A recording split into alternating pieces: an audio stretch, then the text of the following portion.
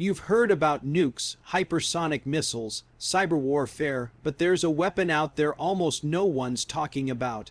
It's not fired from Earth. It doesn't make headlines, but it could change warfare forever. It's called Atlas I-3, and it may be the space weapon no one saw coming. Let's break it down. The Atlas I-3 isn't a laser beam from a sci-fi movie. It's real hardware, real tech, and it's already in orbit, or at least, that's what some analysts believe. On the surface, it looks like a routine satellite launch, just another object floating in space, right? Wrong. Because if the reports are true, Atlas I-3 is a dual-use satellite. Translation, it can do peaceful stuff, or it can be turned into a weapon. This is where it gets serious. Space is the ultimate high ground. Whoever controls orbit, especially low Earth orbit, can control everything below. Communications. GPS, banking systems, missiles, drones, even power grids, and countries know this. That's why we're seeing a quiet but dangerous race to militarize space, not with flashy Death Star weapons, but with stealthy systems like Atlas I-3. So what exactly is Atlas I-3?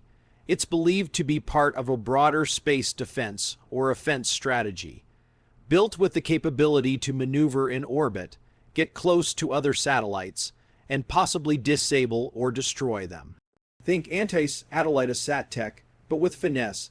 It might not blow things up, it could simply bump, blind, or jam enemy satellites, and it's hard to detect. That's the real danger.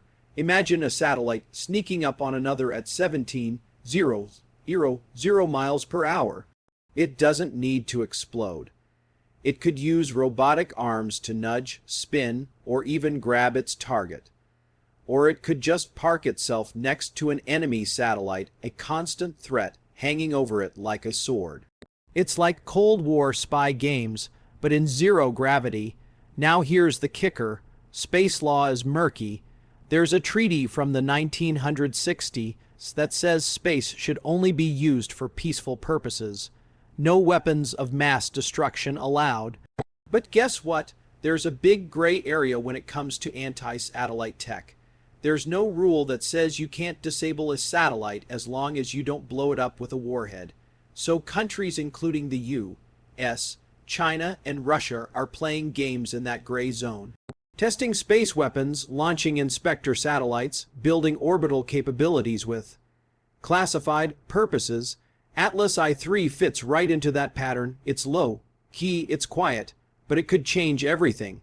And it's not just about taking out one satellite. It's about triggering a chain reaction. Space is crowded. Destroying one satellite can create a cloud of debris, thousands of pieces, flying around at lethal speeds. That's called the Kessler syndrome. One hit becomes 10, 10 become 100. Soon, orbit becomes a war zone filled with shrapnel, making it nearly impossible to launch anything new or keep existing systems safe. That's not just bad for militaries, it's bad for everyone on Earth. No GPS, no satellite internet, no weather data, no emergency communications.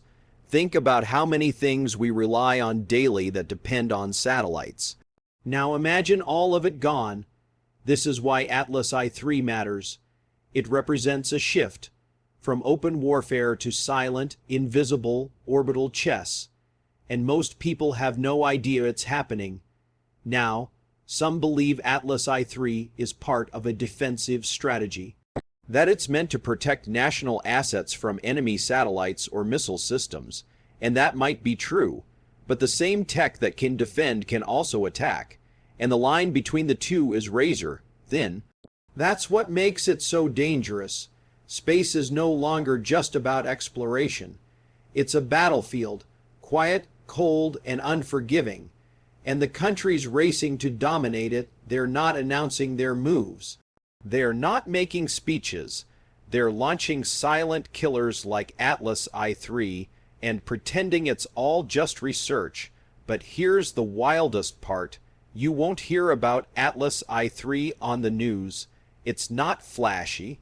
There's no explosion, no live coverage, no political scandal, just a metal object orbiting Earth, watching, waiting, capable of turning invisible lines into very real consequences, and it raises huge questions.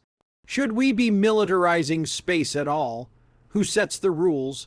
What happens when one of these systems malfunctions or is mistaken for an attack? Because in space, mistakes don't happen in slow motion. They happen at 20 times the speed of sound, and once the damage is done, there's no fixing it. So now, over to you. Do you think weapons like Atlas I-3 are a necessary evil, or are we sleepwalking into a future where space becomes the next battleground? Should countries stop this before it's too late, or is it already happening behind the scenes? Let us know what you think in the comments. Hit that like button if this gave you something new to think about. And make sure to subscribe. We're diving deeper into the world's hidden tech, emerging threats, and the stories you're not hearing anywhere else. Stay curious, stay aware, and keep your eyes on the sky, because space isn't just the final frontier anymore. It might be the next battlefield,